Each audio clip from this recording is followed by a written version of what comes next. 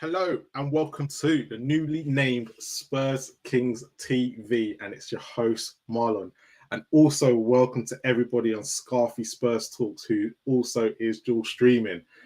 It has finished Everton 2, Tottenham 2 at Goodison Park. A lot to talk about, but let me bring out the guest. First of all, the next one's not even a guest because we're streaming on his channel. He's probably a fellow host. He was hosting yesterday, and you all know who he is. But Harry, welcome. Are you well? Are you well first? I'm very good, thank you. Not as well as I was. Yeah, not as well as I was before the kickoff, to be honest with you. But no, it's good to be here and looking forward to getting into it. And a man that's, could talk probably for the whole of England. So I'm not looking forward to this tonight, but no, I love him when he comes on because he's always got a different opinion, but I always like him. But welcome back, Justin. Are you well? I am very well, very well. So looking forward to this. So we'll get into it. Let's get into it, right? So I'm gonna, as I always do with these shows, we'll always start with starting lineup, right? Because the reason why I always start with the starting lineup, because how you feel at the beginning of the game always tends to be different to how you feel at the end, right? And for me, I saw Vicario, Porro, Romero, Van der Ven, Udogie, Højbjerg, Bentancur, Johnson, Madison, Werner, and Richarlison today. I'm not going to lie, I felt confident. Harry, when you saw that lineup, how were you feeling? Yeah, confident because Johnson came on against Brentford and made a big difference, for example, and so did Højbjerg. So they're both in the starting 11, and on paper that team should be good enough to beat Everton. So I wasn't at Everton show at the time of the team being announced. I was going, I was hoping Sarr could start. It is what it is. Kulusevski misses out, but this team is still good enough to be able to beat Everton. So I was on there feeling confident. Obviously that didn't happen, so we will get into it. But that team was strong enough, in my opinion. JJ, when you saw that lineup, were you feeling as confident as Harry and I were? No, I wasn't. And the only reason I wasn't is because, as we're going to get into, Højbjerg, as we've seen throughout the entire season, finishes games better than he starts. And that seems to be the same as Skip. So to me, I sort of looked at it and I thought I didn't get that. I sort of looked at it, particularly from the Brentford game, where Skip started. And then we brought on Højbjerg, and it was a case of that he was able to help us see out the game. I almost feel with Højbjerg, he's the one who can just do that bit if it's needed, really. But for me personally, I don't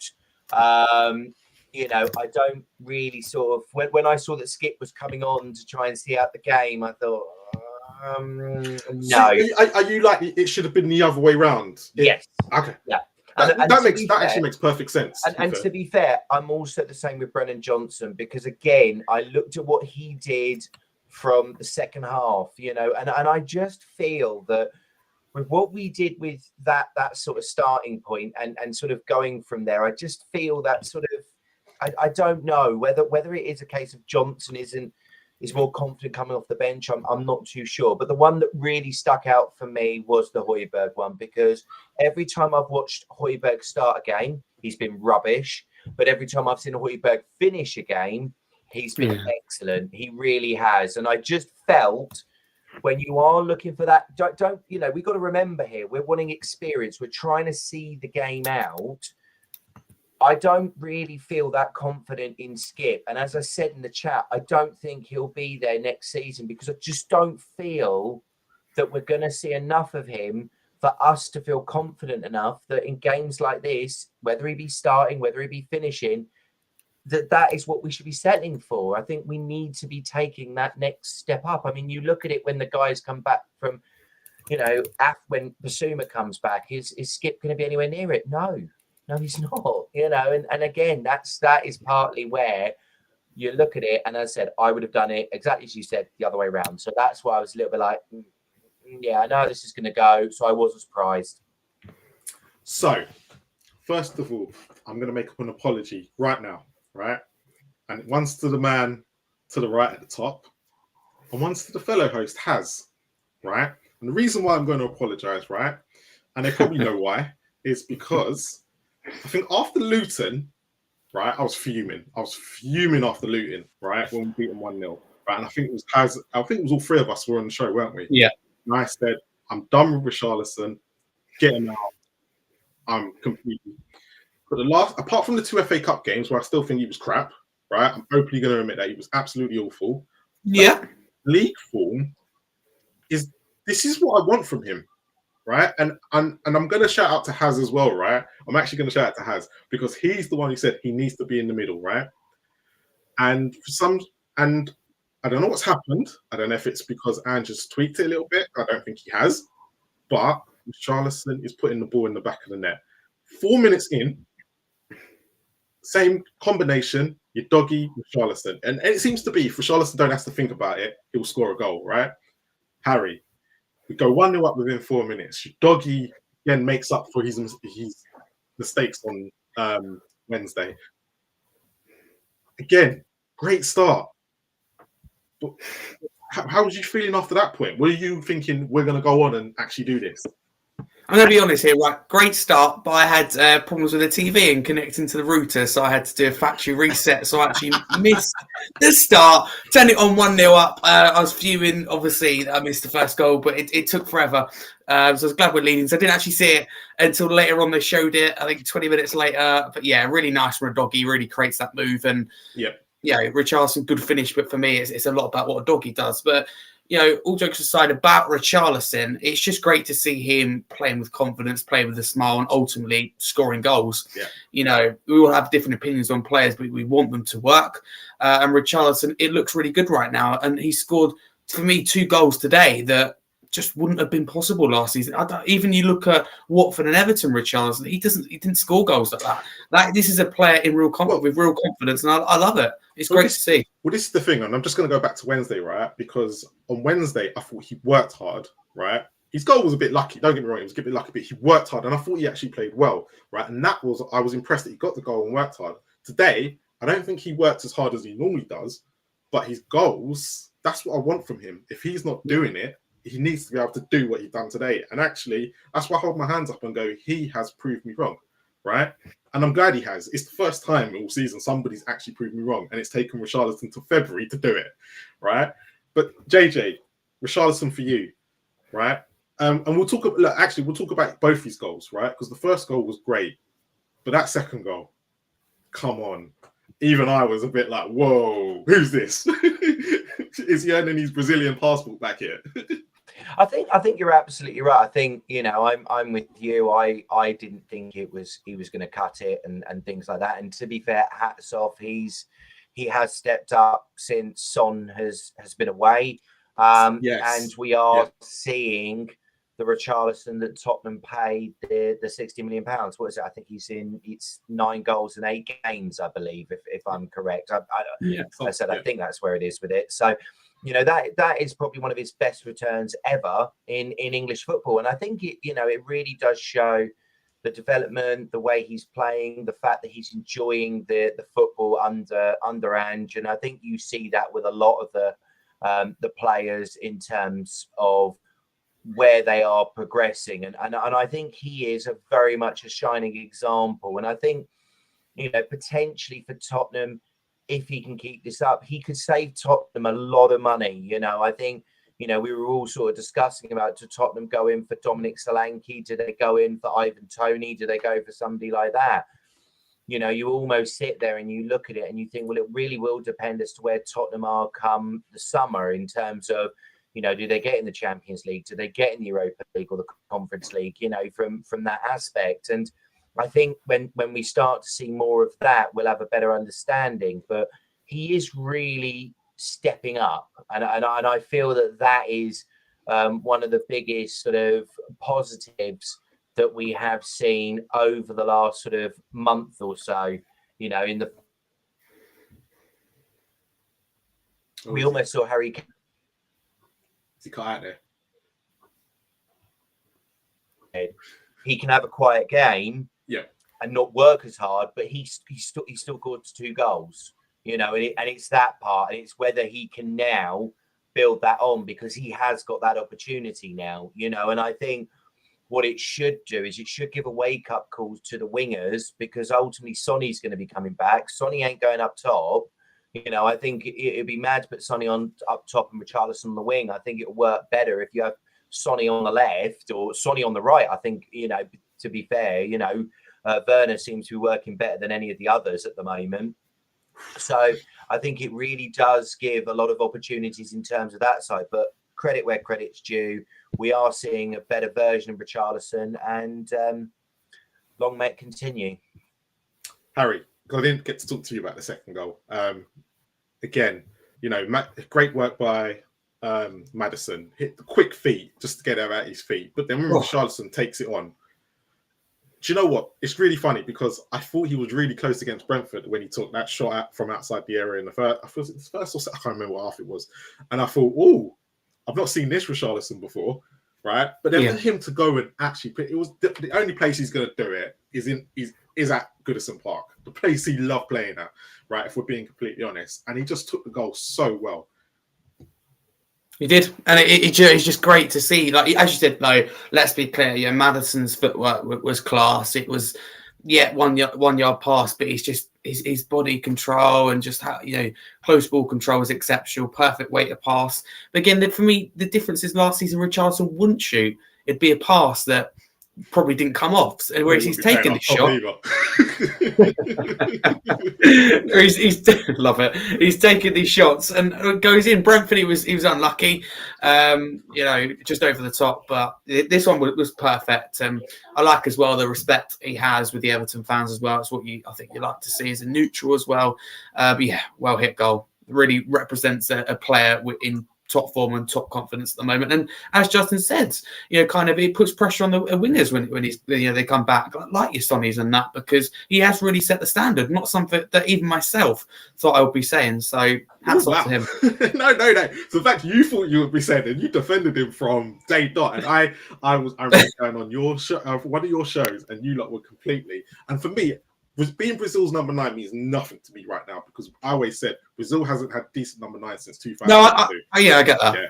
But it's a case of actually he's playing better than I've expected. Do you know this Richarlison right now? Even I have to admit, this is better than I thought he could be. So I'm really hoping and I was a bit worried about when Justin said since Sonny's left, he's played really well. Is he going to go back into his shell when Sonny comes back? Is my only worry now.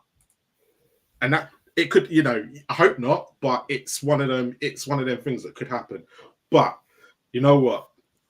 We've spoke about all the good stuff, right? And we've started on a positive. And there's not a lot of it either. No.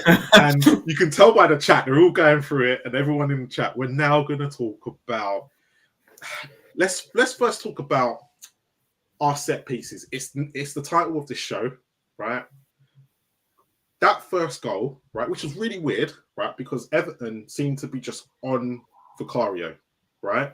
They just put the ball on top of him, and they were making him, you know, literally flap at it most of the time, right? They saw what Everton did, Manchester City did, and they thought, all right, we'll do some of the same. And he was. And then they stopped doing it, which was really weird, but they were still getting a lot of decent effect from corners. But my question is, who's at fault for this, right? And this is why I'm going to give you 3 scenarios, right? Is it Vicario's? Is it Romero's? Or is it Ange's? Right? And the reason why I'm giving those 3 scenarios, right? All I've heard is Vicario should be much stronger. That's one I've heard. The second one, Romero and his defenders should be more organised to help the goalkeeper out. Or is it Ange's fault because he sets up that way? Harry. Can we also do all 3? I'm going to go with all 3. Firstly, honestly, Marlon,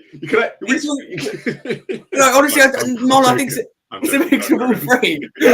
Firstly, Vicario, for me, the main one, he's got to be stronger. You can look at the City one, you can look at that, and I don't necessarily want to argue whether it's a foul or not, because there's contact on both of them. Whether it's not, you know, enough or not, I'll leave that up to the individual. But he's still got to do stronger. Manchester City's already decided he's going with a punch before there's any contact. He's already put himself in trouble. This as well, but also it's on Romero and his backline for not controlling and protecting the keeper. I think we saw a little bit more of that in the second half. But for me, you just take control of that situation. You stop any Everton player being around, and of course Ange as well for not seeing that against City and making it clear. We might have, unless the players didn't listen. But for me, he has to make it very, very clear and offer that goalkeeper that protection. So all three are at fault, but the main one comes back to Vicario, who's got asked for that protection himself. JJ, where are you sitting with it? I to be fair, 100% agree with Harry on that. I think, one of the things, and nothing to do with Tottenham here, but if anyone remembers the game between Burnley and Luton, when Luton scored late on, I remember it clear as anything, because he pretty much backed himself into the keeper, and everyone thought, well, that's a foul. That's a foul. It doesn't matter. It ain't going to be given. And it wasn't. And at that point, I looked at it and I thought, right, we need to be stronger now, because everybody is now going to look at it and have looked at it and gone, goalkeepers aren't going to be protected as much anymore. It isn't a case of that you can fart near them and they'll fall over and you'll get a free kick. It is a case of you can do this. And I'm sorry, but I said I agree totally. I think all three of them are at fault. I think Vicario needs to understand that this is now going to become common practice. I think we're going to see it more and more, not just against the teams like Everton, who we knew were going to do this because that's how they play. They play dirty football. Nothing against them. It's worked, particularly for Sean Dyche. But ultimately, we weren't going to get free-flowing football, perhaps like we'll get with Brighton. But I do believe Brighton will, as you'll see, I bet you anything, on Saturday, they will loop the ball in and they'll loop it towards the goalkeeper and they'll tell their attackers, put the pressure on the goalkeeper, don't let him out, let him sort of have to squirm, and I reckon we're going to get a shot at it. And I think the defenders need to be better at that as well, all right? But I do think also Ange, because, you've got to see that. You've got to see that is what is going on, and particularly as that has now happened, I think this is the third game this has happened. Man City, Brentford, and now Everton. All three have targeted the goalkeeper, and all three have got goals off the back of it. So that is something that either Ange needs to address, the defence needs to address, Vicario needs to address. Otherwise, I guarantee there'll be more goals because of it. So I'm going to say this to you guys, right? So I'm going to be part of the goalkeepers union here, right? And the last person I'm going to blame for this is Vicario, right? And I'm going to explain why. Yeah. Romero and the defenders have seen this, like you said, for how many games, right? And yet not one of them has thought, let's protect our goalkeeper, right? That's one, right? They should be protected. As when you're taught as defenders, right? If your goalkeeper is not good, he's not, and this is the other thing. If you've done your scouting on Vicario in the summer, yeah, as most people did, and Ash, yeah, my boy Ash, right, highlighted this, right? And this was my worry when Vicario came. He's not good at coming for crosses and corners. He was not good at it before, and he ain't good at it now, right? And it seemed like at the beginning of the season, we covered for him on it. And all of a sudden, they've stopped doing it, right? So the defenders, right, need to know that this is going to happen, but none of them are protecting him. None of them, right? And I'm going to explain why in a minute, because the free kick plays a very important part into why I say this, right? Then Ange, you've bought a goalkeeper, yeah, that from time, right? We've seen it 3 games now, like you lot just said, and you've not thought once to go tactically, yeah? You've not thought once to tactically tell your defenders if they're not doing it, come on, we need to defend this better. We need to. Marlon, I agree with you, but surely it's on the goalkeeper who's not good at that, and he needs to improve that. No, but he can't improve on. This is what I'm saying. He's not going to improve on that side of his game, right? It's not going to happen. It's not going to happen. You don't think a player can improve? Not in that position, because he's 27. Well, catch him. No, but you can get a 4-year-old to catch. You're going to do throwing and catching them. Eventually, over time, they'll improve. No, but it's not, because you have to see what the other team are doing. They're backing into him. Okay, right? Study their position then. Yeah, but this is the problem. We've bought a goalkeeper. This is his weakness, right? De Gea. His weaknesses are there to be worked on, no? Yeah. That's what managers for. It's a coach's job. But if he's not getting any better at it, you then have to go, you Correct. know what, right? He's not getting better at it. We then now need to protect him when he does. I agree with that, but you can't just say Vicario is innocent. But he is for me. He is, because he's not innocent. Don't get me wrong; he's not completely innocent, but he's not to be completely blamed, because if that's 3 games in a row that the goalkeeper that's happened now right, that teams are doing it, you've got to sit there and go, oh, hold on, what are my defense doing? What is my okay, Marlon, let's just be clear. So if, I don't know, let's say I'm playing football, I'm in goal, I get the ball and throw it in my own net, I'm not responsible because I'm not good at catching. That's a defender's fault because I dropped it and threw it in my own net. Depends. Just to Depends. clarify. No, because that's not what's now happening, is it? If the fact is that Well, if I literally throw it in the net, that's the defender's he's not fault. throwing it in the net. That's not catch. He's not throwing it in the net. What's happening is you're getting two You players. know what I mean? You can twist it. Yes, but you can twist it. If he's throwing it in the net, completely different. But he's not doing that. What's happening is that they're lining up they're lining up on him, right? But none of the defenders are helping him out. They're literally going. They're literally going. They're literally going. No, we've been told to whatever mark, zonal mark. I don't know what they're doing, right? So then they're not picking up. So you're kind of like, okay. But for me, the reason why I'm saying that now, let's go for the second goal, the set pieces, yeah, the free kicks that keep going in. This is constant now. This has been all season, right? So I'm going to ask you about the free kicks now. Why is it we're getting caught out on these deep free kicks coming into the box against so many teams this season? What is happening? Well, I don't think that's just. To be fair, I don't think that's just based on the defenders. I think that's a collective as a whole, the set up, and it's being almost in effect what we are finding. You've hit the nail on the head there. Yeah, you've hit the nail on the head there. But that isn't just. That is everybody collectively in there. That is a case of basically making it that you dominate, and particularly. And I get what you're saying with regards to defenders. I get what you're saying in relation to that. You have never played in goal, and that's why. Right. Where me and Clarky have, so we completely understand what's going on. Okay, so basically what we're saying is that you 10 players on pitch are at full, all right? Marvelous. That's absolutely no, JJ, carry on with the free kick. No. You carry on, Mourinho. You blame everybody else by yourself. It's absolutely fine. But everybody there, doesn't matter about the goalkeeper, doesn't matter the defenders, whoever is in that box, all of them need to be stronger. And you look at particularly the players that came on, the players that were having to do those sort of jobs, they were not strong enough. It's as simple as that.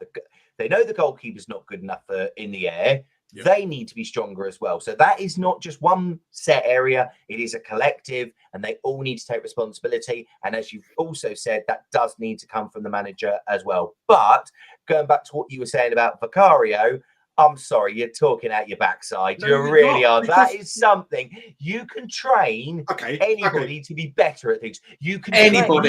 Hang on a sec. Can he be stronger up here? Can he be stronger up here?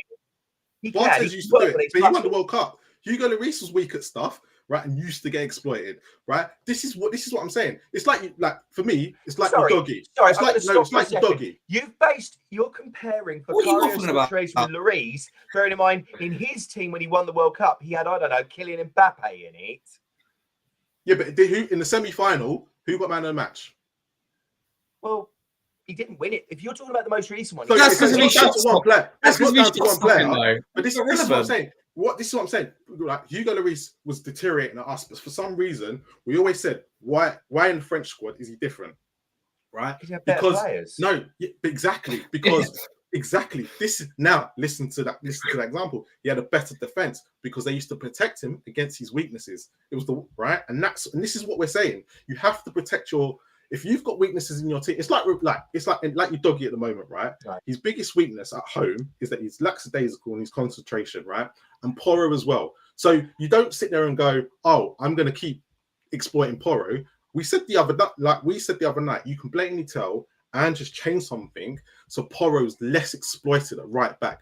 Man United tried to exploit it, right, and it worked. It did kind of work, but they made a tweak to make sure he wasn't getting caught out of position as much. Because your dog is quicker, he's getting caught out a lot more. So it'd be quite interesting to see how he does with that in the next few weeks.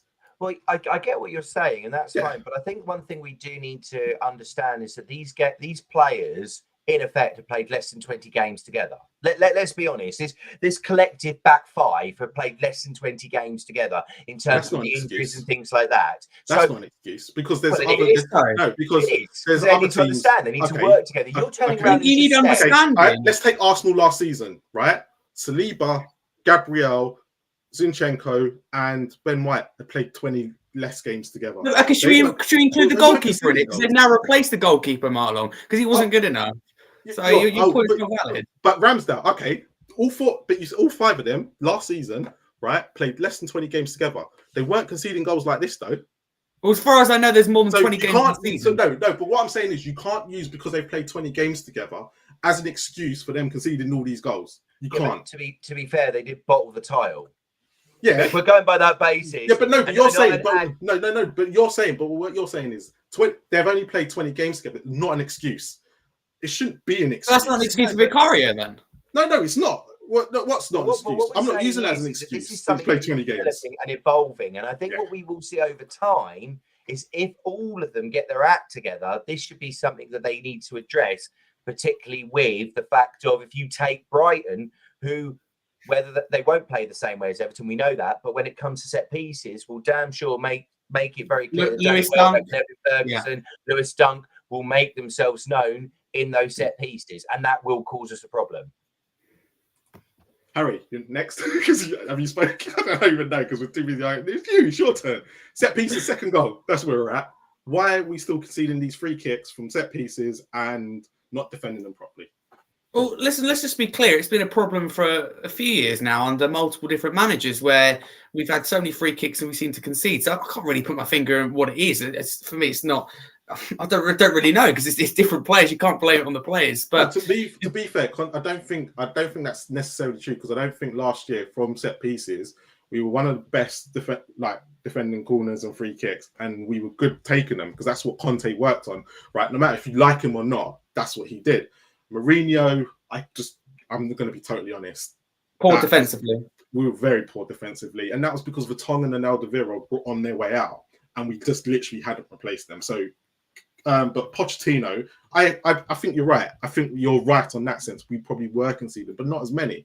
But it seems to be under Ange, it's a regular occurrence.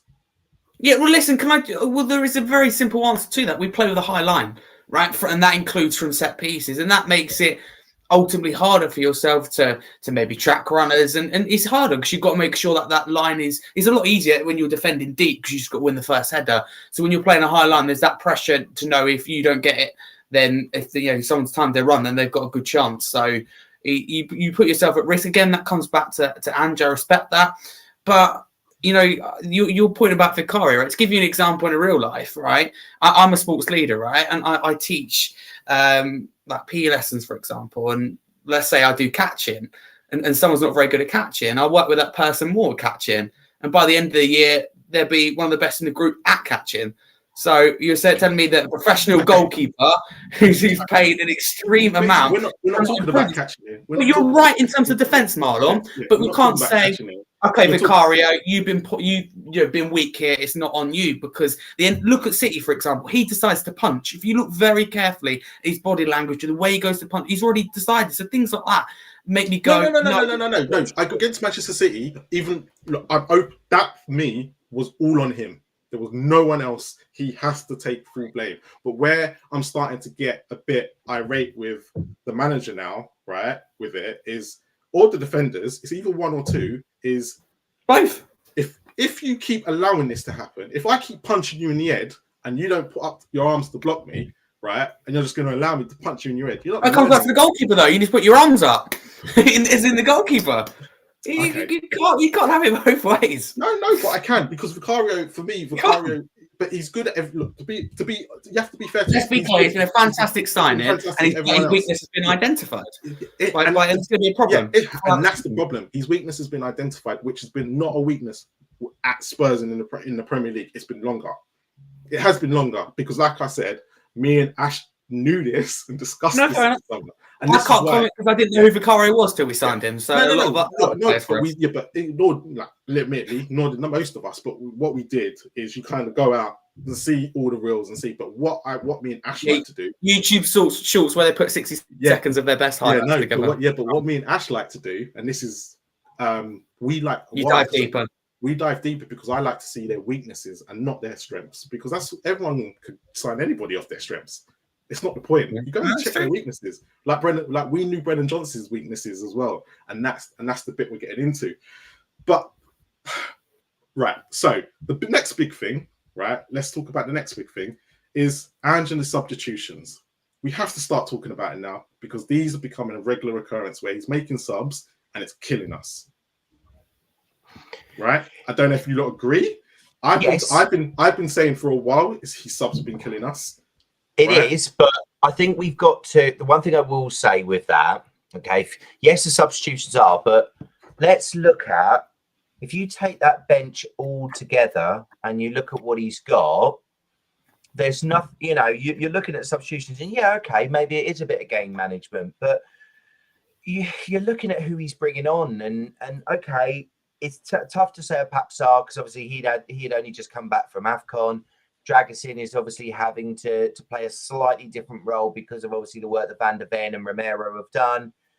Kulusevski, again, that was more like for like. But to me, there's no way, if you're serious about wanting to, take this club forward, that you bring on the likes of Oliver Skipp and Brian Hill, because to me, I've seen them enough that I just don't feel for the level that Tottenham, for this level now where Tottenham are, yeah, okay, they're fine.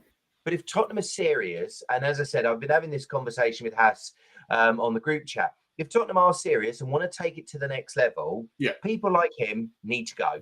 People like Brian Hill need to go. Oliver Skipp needs to go. Dane Scarlett perhaps maybe needs to go on loan because clearly I don't think he's going to get those minutes. I almost look at it and wonder what's the point of bringing back from Ipswich.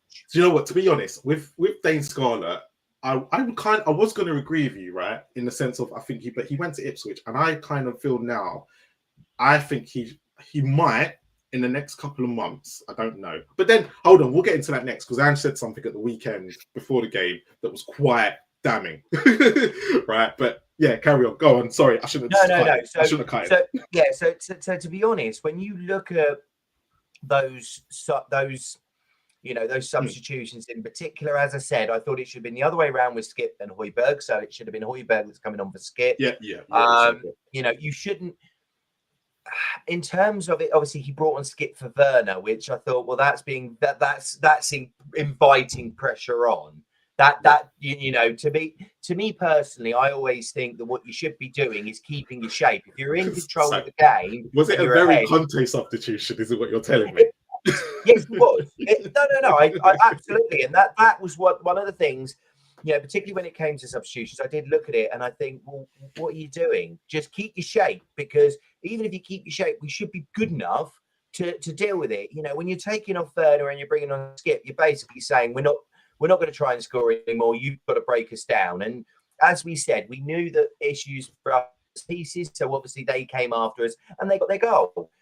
But when you look at it, really, it should be a case of the bench needs to be better to suit what Ange wants to do. And I think Ange looks at our bench and I don't think he's happy with it. I think he ultimately thinks it's enough to get him through, because clearly, from our perspective, we're not only are we hoping to be in the top 5, but we're also hoping that our teams in Europe do well, because that's what will get us in the Champions League. Because everything else was given up. The FA Cup, we didn't really show enough to want to stay in that. We didn't show enough to stay in the League Cup. So it realistically looks like it's top 5, because as we proved in this game, we certainly haven't got enough to beat the likes of Liverpool or Manchester City. What he is perhaps doing is looking at it and thinking, are some of these players good enough to see me through? And he's got his answer. Harry, substitutions for you. Blaming or nothing good to do with it? Well, let's be clear here. Bringing Brian Gill on in what is a physical game against a physical opponent is not something you'd expect to do of someone of Ange Postecoglou's caliber. So that took me by surprise. It didn't surprise me to see Oliver Skipp necessarily maybe get control of that midfield or maybe even a defensive option. But for me, it's who came off for Skipp, which lifted Everton's spirits, and you could feel it inside the stadium. As Justin says, with Werner coming off a Skipp, that's a defensive change, right? And that invites pressure. And Everton, just knew they had to get a few set pieces, and you cause a problem. Then we go to a back 5 later on. I mean, we want to see Dragusin. I don't know why you need a back five. Sorry, against Brentford, we just about got away with it, but that was really touch and go. Baptiste keeps his shot under close control. That goes in for me. So it could have been a different story, or either side of the goalkeeper. About as well what Justin says with the bench at the moment, it's not strong compared to what most teams in that top six, but the good thing is we've got Son and Basuma to come back. So I think eventually that bench will be stronger to get us through to the end of the season, hopefully even stronger in the summer. That's the aim. But yeah, he's responsible today for his change. Maddison, I get coming off. Obviously, he's come back from injury fairly relatively. But again, you need to replace him with a creative player. For me, who just invited that pressure. But at the same time, someone like me is saying we need to learn to see out a game. But if you're going to do it, you need to do it properly. And with Kulusevski's point of view, losing the ball, giving away free kick outside your own box in stoppage time is not what I call seeing out a game. I look at your situation. You whack it forward. We had the numbers forward as well. We just need to learn what I call the nasty side of the game, and this is where your Mourinho's and Conte's actually are right in terms of you have to be evil sometimes to win football matches. You have to waste time, take it to the corner flag, get stuck in. Do the clever stuff to see you through the game, and we don't do that. It's all good having a back five, but if none of them are willing to smash the ball 40, 50 yards up the pitch or put a tackle in, then it's not going to be any good. So, yeah, he's at fault today. But again, the players on the pitch, we should be beating Everton. So I'm going to ask you two quick questions. I'm going to ask them separately because I know I ain't got you for too long. All right. And there's one more question I just want to get through at the end.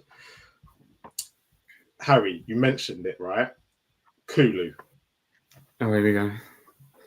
Are we getting into a stage now where, because the last few games, and this is becoming a bit of a thing.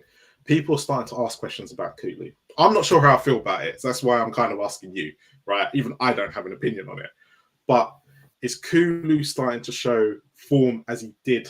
Was it the parts of last year where he's not, he's giving away silly free kicks. He's not really on the ball as much. He's kind of just drifting in. He's not even in the game, right? And today he's come on and it's kind of meh. And there's been parts of him this season that's been great, but then at the beginning of the season, a lot of people wanted him dropped. Then he's come back, went into centre, done well, and then he's gone back into his shell a little bit. And that free kick he gives away in a needless position today. Yeah. Is it time to start asking questions about Kulu? Because Ange has stuck with him all season. I want to be very, very clear. Fans are way too quick to ask questions. We've gone from Kulusevski being involved in the best front three in Europe, and we've gone, Spurs fans, generational talent, bargain of a deal to he's not good enough to be in the starting 11, drop him, bench him. He's not good enough, number 10. He's not good enough on the right. So some of the outrageous things I hear, at the end of the day, it's down to Ange to choose the starting 11. Again, Brentford. That's why he was dropped today? No, that's a question. Do you think that's why he was dropped? Or he was dropped because Johnson came in and done a good job in the second half. It's absolutely nothing to do with Kulusevski because you base that off the second half and Kulusevski dictated play with Maddison, which actually won us the game. I think Johnson was on the receiving end of it. So it was a tough choice. And the game maybe suited Johnson a bit more, hugging the touchline along with Timo Werner and at times looked dangerous. So I think still think it was the right team selection, but the questions aren't fair. They're not fair. I see questions on Werner after 3 games and he's got 2 assists in that. I don't get it either. I think fans have to be onto something. Do you know what? With Werner, right, and I'll openly admit, right, today he's okay. At the end, if after these 6 months, would I want him to sign for Spurs? I would be openly and honest, right, and I've been through this, right? He would have to go and score at least 6 or 7 and have about 10 assists with that. See, Marlon, you're already being closed-minded. You need to give him a chance. He's come here. You're already saying he's got because I don't want him. Let him show like Richarlison. Let him produce. Let him do the talking on the pitch and come back. Okay. Let me ask you this question then. If you does Richarlison, get into any club in the top 6? Honestly, just be honest. Right now, for me, gets into Arsenal team over Zach Jesus. I'm going to put that straight out there. I think he gets in Arsenal's team. Okay. I seriously, I think he gets in Chelsea's team. Absolutely for me. Yeah, I think they're lacking as a striker. Yeah. He'll probably get into Chelsea's. But and I think is he what Chelsea need? Huh? The next question, he would get into Chelsea, but is he what Chelsea need? No. because they need a goal scorer. You can blatantly see, and they're 10th. They're not really in this equation. Okay, let's take the current top 6, right? The team's currently in the top 6 right now in the Premier League, right? So he's not going to get into Manchester City. He's not going to get into Liverpool, Arsenal, right? And Arsenal, is he going to get ahead of Martinelli? Because you can't use Jesus, because Jesus is playing centre. He's not going to play central. No, Richarlison will play down the middle, and Jesus will be benched. What? Who play in the middle? I thought you meant Richarlison. You're talking about Werner? No, Werner, yes. Oh, right, okay. Werner. I'll be honest, I thought you were talking about Richarlison as well. No, Richarlison. Right. Richarlison we're talking about Werner because Werner for me is somebody, right? I feel like is not. Look, when he went clean through 1-on-1 today, right? I know he was offside in the end, but this is like stuff like that. He can't be missing chances. He can't. We can't allow him to miss chances at the moment, right? And that's why Johnson is getting a lot of stick as well. Miss chances anymore. No, because the front three need to click. They're right. Richarlison, let's be honest. How long have you been saying that, though? Yeah, You've been saying that at the content and Mourinho. The front three need to click. The front three need to click, and they haven't. That's the problem we've had. Exactly. And Harry, that's exactly the point that I'm making here, right? Is that in the summer, right?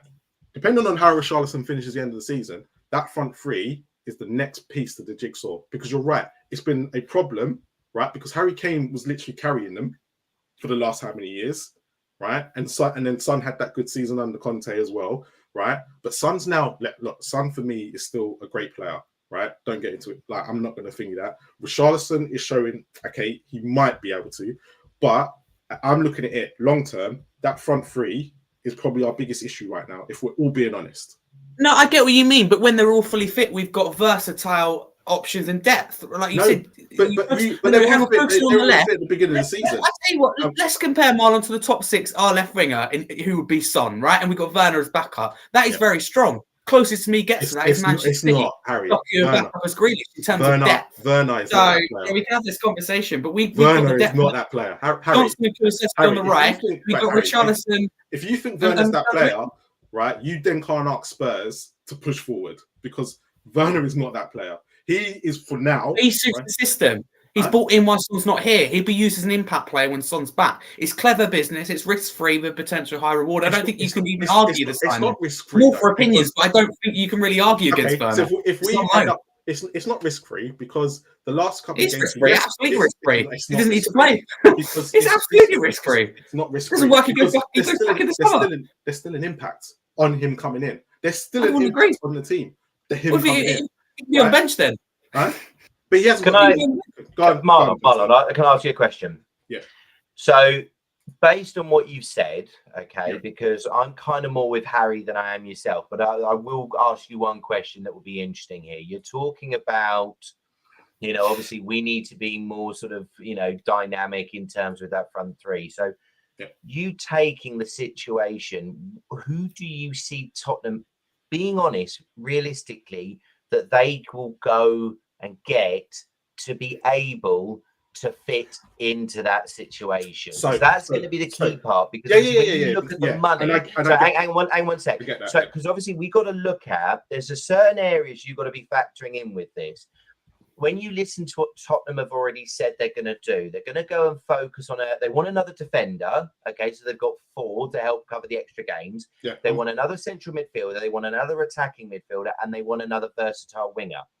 So you got to look at that. That's quite a lot of players that Tottenham will be looking at in terms of budget-wise. Yes, they will probably get the likes of Roden out, Højbjerg out, and people like that to bring money in. But in terms of that, who do you think is a realistic option that is going to come in and be that star? Because that's what you're talking about, that star player to come in and dominate there. So now this is how I'm looking at it, right? Because and this is why I will go back to Celtic, because I did watch Celtic under Ange, right? I did. I literally, Celtic are my Scottish team, so I know I used to watch Celtic quite a lot, right? And people might want to believe that or not. Now, the very key to the Ange system are his wingers, right? Always has been, right? The problem that we've had all season, right? And we were all saying at the beginning, when we were going on that 10-game unbeaten run, every single one of us was saying, oh my God, this front three, so if it wasn't for Son, it wouldn't be working, right? We was all saying that front three was, Cooley was there, Richarlison was on the left, Solomon was there and everything like that, right? Yeah. And we're still asking the same questions now. Now, the question that you've asked me, who do we go get in?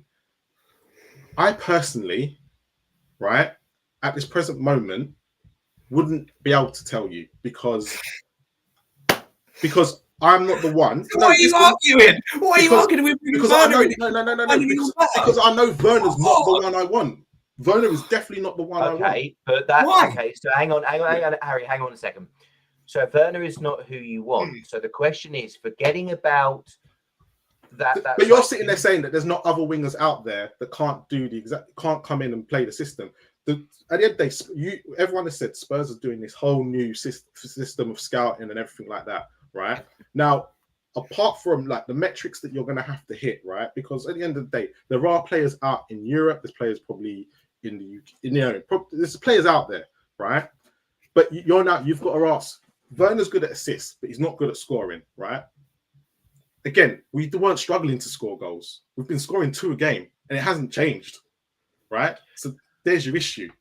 Yeah, and I get what you're saying with it, but I think what we've got to be realistic here, because I understand, and I've seen in the comments, and I totally agree with the options that people have talked about, but Tottenham are not, no matter how much they love the idea of the likes of, Elise, Eze, and people like that. Yeah. We're not going to sign them. And what you've then got to be looking at is, well, okay, if you're not going to sign them, then where further down do we go? Now, to me, if I was looking at realistically, if you said to me I could go and get somebody, I would go and get, is it Nico Williams from Bilbao?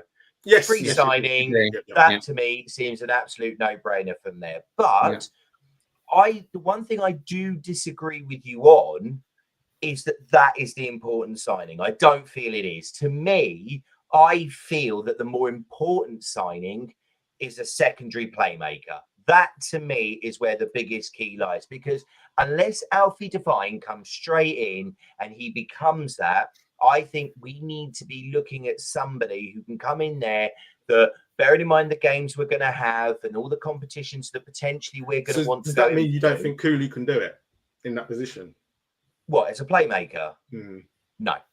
Okay. I think he's okay. Don't get me wrong. I think he's had some good games. But as you said, and we've talked about, there is question marks over Cooley. Now, I think, to be fair, he's not a bad player. I think, obviously, he'll, what we seem to find is that he will turn around and he'll have some good games, and other games he'll go missing. That is just seems to be the nature, But I don't feel that a number 10 role, bearing in mind for the talent and the key part is where Tottenham want to be.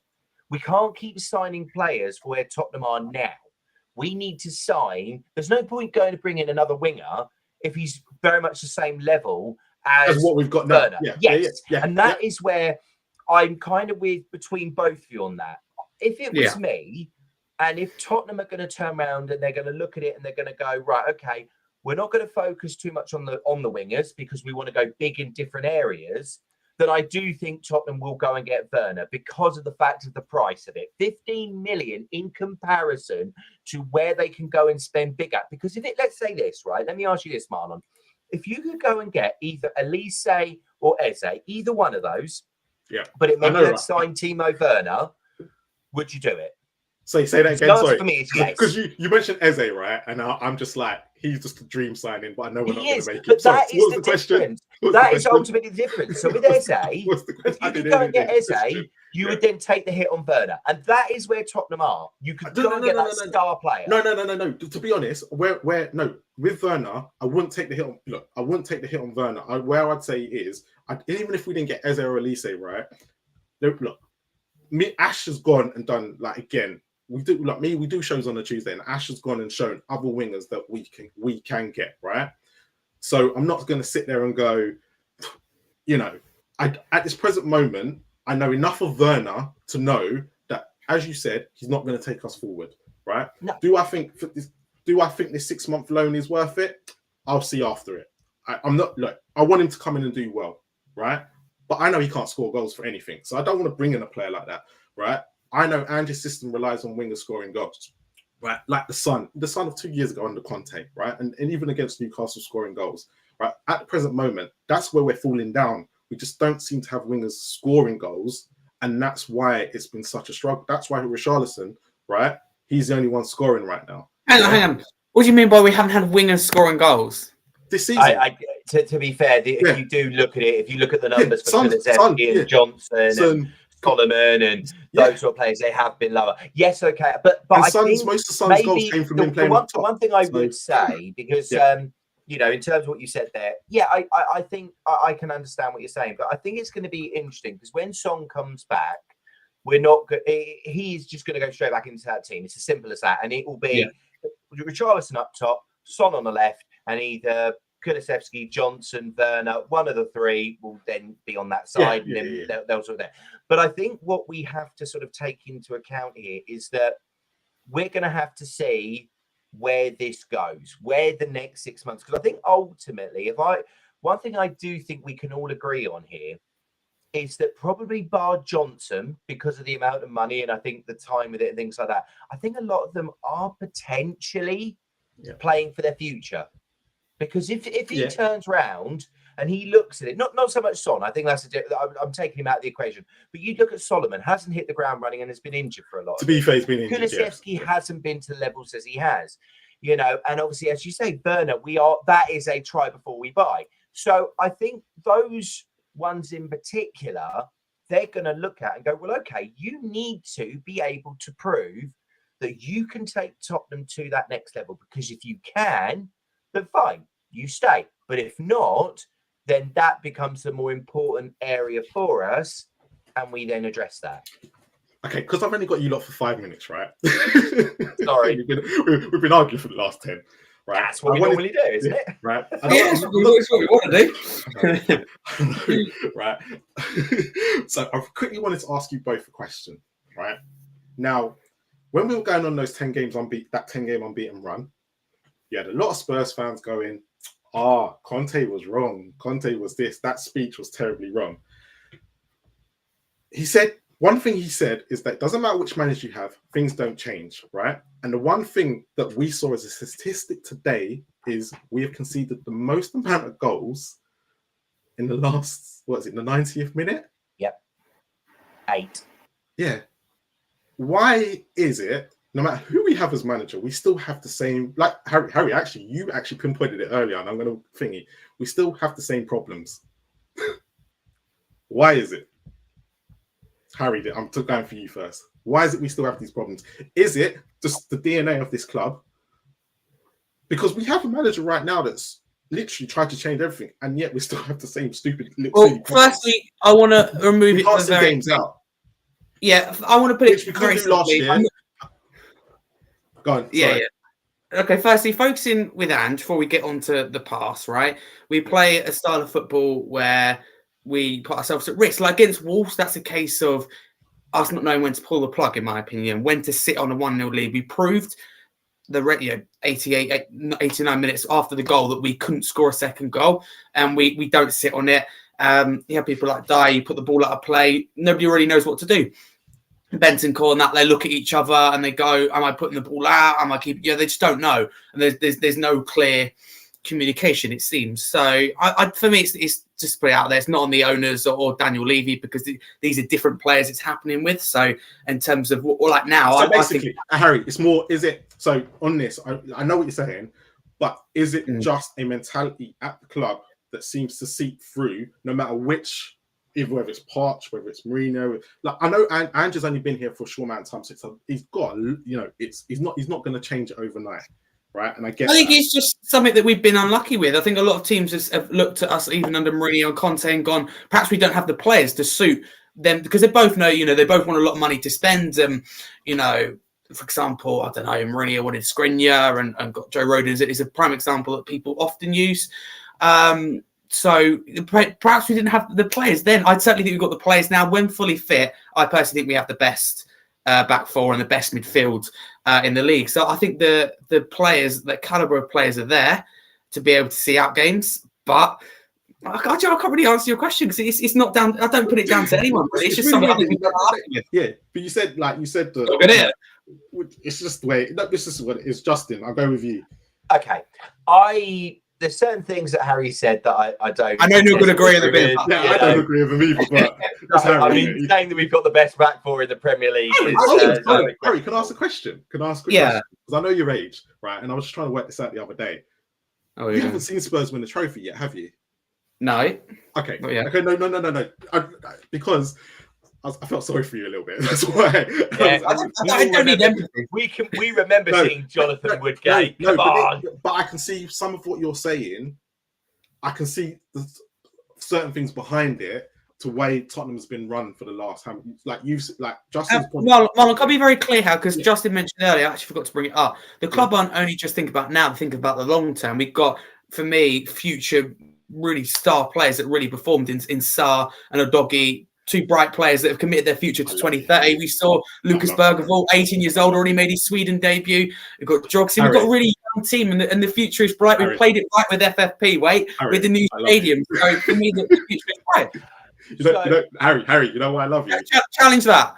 Harry, you know why I love you? Because I can see, right, in your eyes, right, you've got this thing and you're still quite young, right? And I'm going to say this, and I mean this in the nicest possible way. You can tell that you still see the bright lights of Spurs and thinking, okay, the future's bright, the future's orange. Justin's probably going to counteract that. And everything he doesn't agree with is because we've been through this before.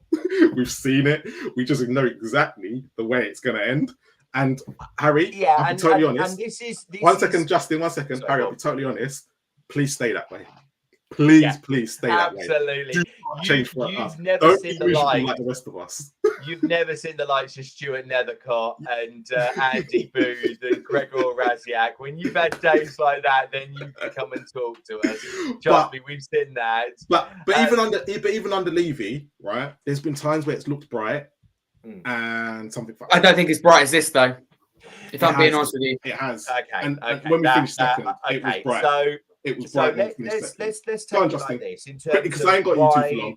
No, that's fine. But where you're saying about where we've not been able to keep it and and sort of build on things, and I think that the key part for me here, and this is something we've had. We had it under Conte, we had it under not Mourinho. We had it under Pochettino, we had it under Redknapp. We've got it probably under Ange, and that is a starting 11 that from first to 11, yeah, that's true. From first to 11, we would sit there and go, do you know what? That's pretty good. That will give any team a run for its money, right? That is what we've had, right? If you look back to when Pochettino was in charge and we had Dele Alli, Ericsson, and all of that lot, okay? And then obviously you go back to Harry Redknapp and you look at the players that he had there, right? Where we have always fallen down is what's in the subs bench. What's the backup? Yeah.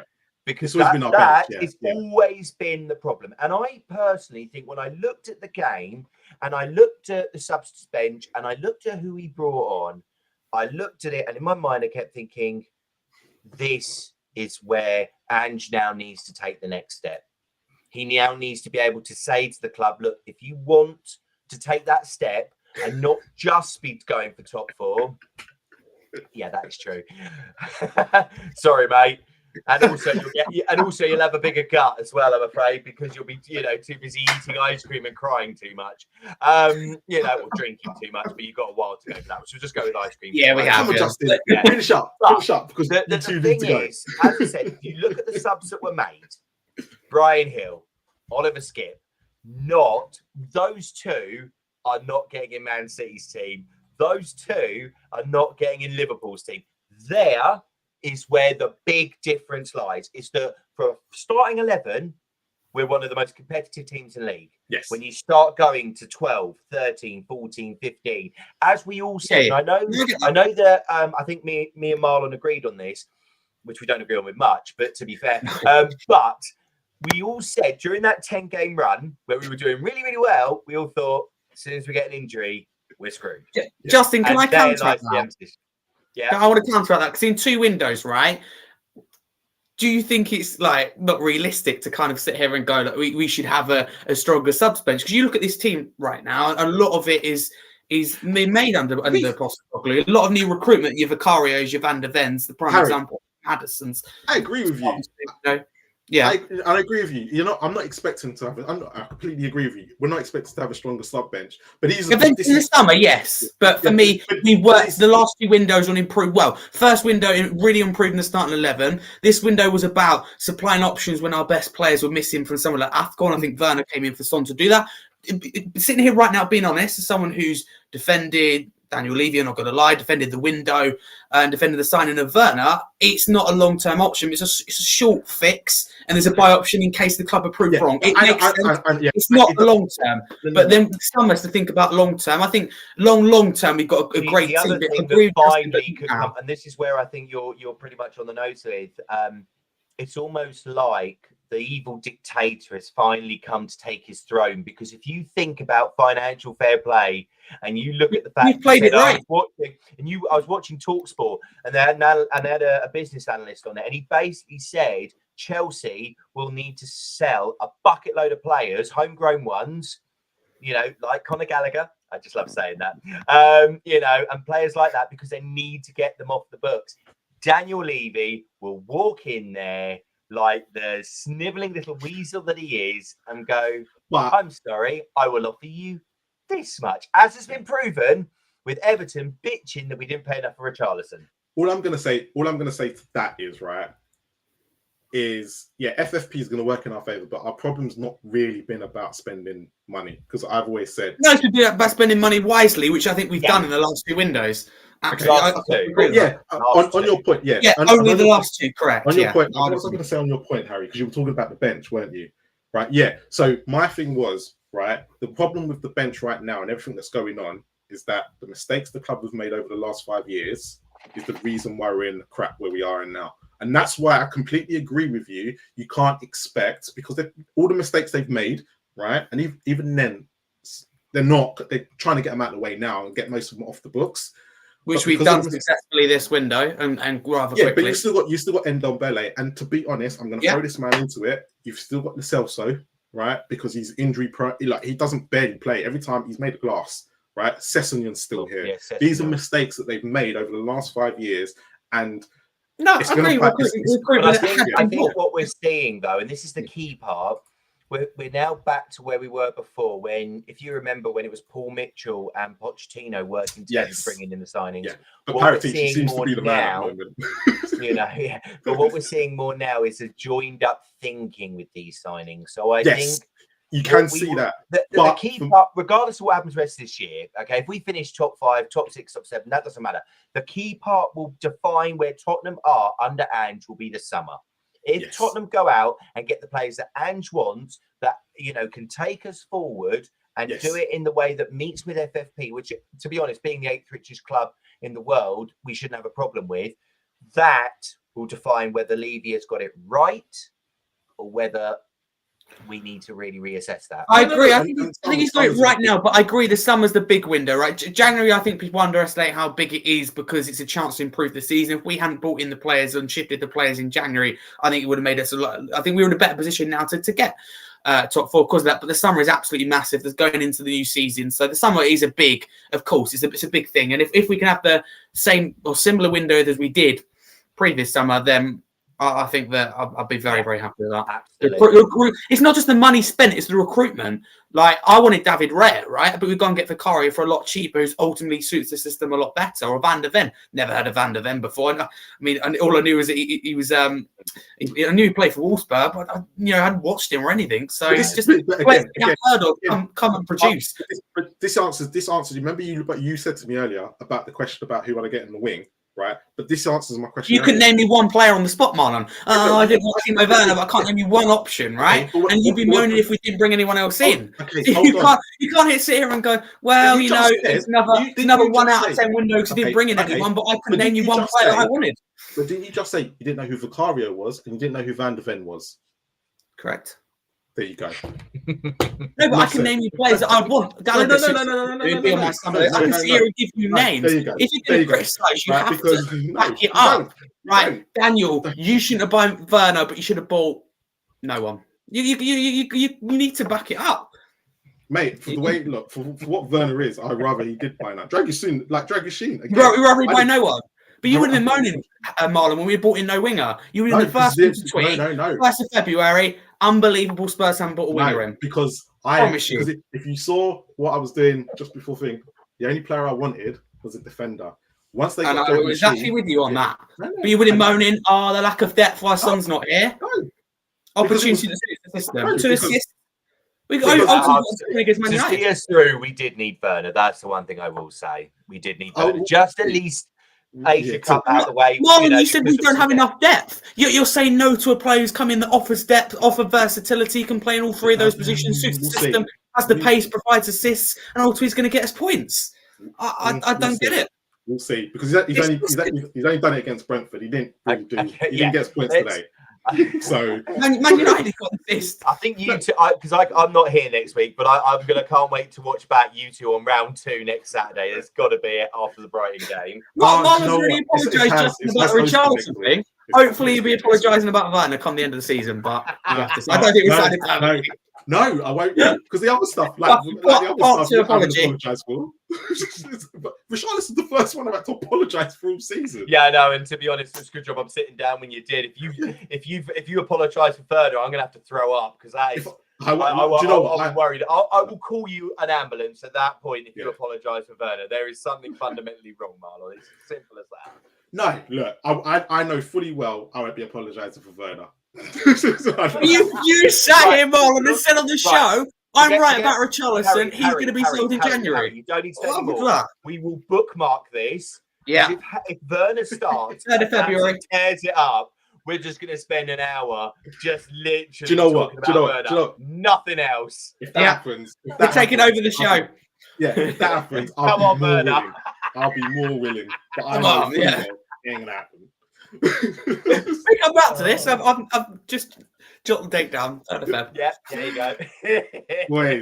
Boys, it's been a pleasure. Hopefully we've answered all. The only question that we didn't answer, which was Stay Humble's question, no, simply Ace's question, and basically said, where's it gone? I bookmarked it as well. Something about is the defending down to the way we play, or is it because of the we just can't? I can't even remember what he said. It's down to the way we play, and we need to. Yeah, of course it is. Yeah, absolutely. But that's like saying, but you can't. No, Harry, don't worry about it, because you can't. If they can't do it, you can't train them to do it. So that's all we know that. Oh, of course, yeah. I can't open the door, but I'm never going to be able to learn how to open the door. I didn't get to it at school. I didn't get to it at school, Justin. So I don't know how to open the door. I don't know how to spend money. I didn't get to it. But you're talking. Do you know what? You're using it in very simplistic things. But you're talking about elite. But it implies Vicario can't catch. Improve it. You said it wasn't a problem in the first half of the season, but maybe that's because it was worked on. Okay, Eric Dyer could never follow a man, right? So why don't you just coach him to be able to do that? Why is it he can't do it? Well, certain players can't. Because we didn't have a manager that did it long enough. No, I'm calling this now. We're not talking about Eric Dyer. The useless man is gone. He's gone somewhere else. Let's just leave it at that. We're not getting back to Eric Dyer. We'll be here all night if we're going down that route. Anyway. As always, anyone who's been watching on Scarfy Talks. See, look, you've even got Scarfy Spurs Talk. Disrespect. Sorry, Harry, you can't train that. You can't. Scarfy Spurs Talk. No, he never learns. To be fair. Scarfy Spurs Talk. Hold on, I'm trying to get people to subscribe to your channel here. Shut up. Oh, they go for it. You can't get the name right now. Otherwise, people are going to search it up on YouTube and nothing's going to come up. Look, you're going to be in Tesco tomorrow at some point, right? Yeah, absolutely. Yeah, I've been there. Yeah, I need to come in there and find you tomorrow, right? Absolutely will be. Right? Anyway, anyone who's watching this, please go over to Scarfy Spurs Talk. We're on the dual stream at the moment. Please go over there and subscribe to Scarfy, right? Even if he does chat rubbish sometimes, please go over there, right? His guests are better. The guests are better than the host, right? No, but on a serious note, please go over there and subscribe to Harry. Great guy. That's why he's always on here. Me and him will argue all the time, but me and him are always showing each other love afterwards. Justin as well. He's always on here. He hasn't been on here for a few weeks. I felt like I know, and I think there's a reason for that. Right? You've had fun. Leave it alone. You lot always come back for me anyway. That's why you lot come back, because I wind you up. We've got Ashmatic show on Tuesday this week. So anyone we are now Spurs Kings TV. It's in homage to Ledley King, and because he was our captain for so many years for me, Haz, and Ashmatic while we were growing up. And it's also because we've had a Prince, as in Kevin Prince and Royale. So you lot are now part of the royal family, as we say, right? Is this permanent, or are you going to change it in a month's time again? No, Spurs Kings TV is not. Is now what it is. Yeah, we're simply staying at Spurs Kings TV. Ashmatic is back on Tuesday with his news and views, right, which I'll be hosting. And then I love his insightful knowledge. Yeah, I love the passion. He's great to watch. Everyone loves Ash. And then Haz and Ash should be back Wednesday with the rival show, which will be interesting because Liverpool and Arsenal tomorrow. So it's going to be really interesting, that one. That one, you think we argue, that one's brilliant, right? And then on, how are you doing the preview show next week, or are you going to flake on us? Depends what day it is. Depends how dare you. Depends what day it is. It's Friday night, then I'm on it. It's a Thursday night, then no. So has Harry and TJ will hopefully be back next Friday. And again, we'll do a dual stream on it if you're on it. So it'll be on both channels. And obviously, Haz will be back here next Saturday with the Brighton Brighton instant match reaction. It's getting to your head now, isn't it? Yeah. We've routed you. Let me get through it. Anyway, if anyone's watching on their TV, or if anyone's thinking, please make sure you go and subscribe to Harry and on me as well. Please make sure you like and subscribe to this channel. We'll always try. Not to you, just to me and Justin. Apparently, you didn't even say so. That's a bit harsh. But as always, love to both my guests. Right, I'm never bringing them back together because they always gang up on me one by one. Anyway, it's all been good. It's all been great. Thanks to everyone in the chat. You guys have actually made it worthwhile as well. Some of you agree with me. Some of you agree with these two bozos. But no, as always, they're probably right. I'm wrong, as always. Come on, that's the way.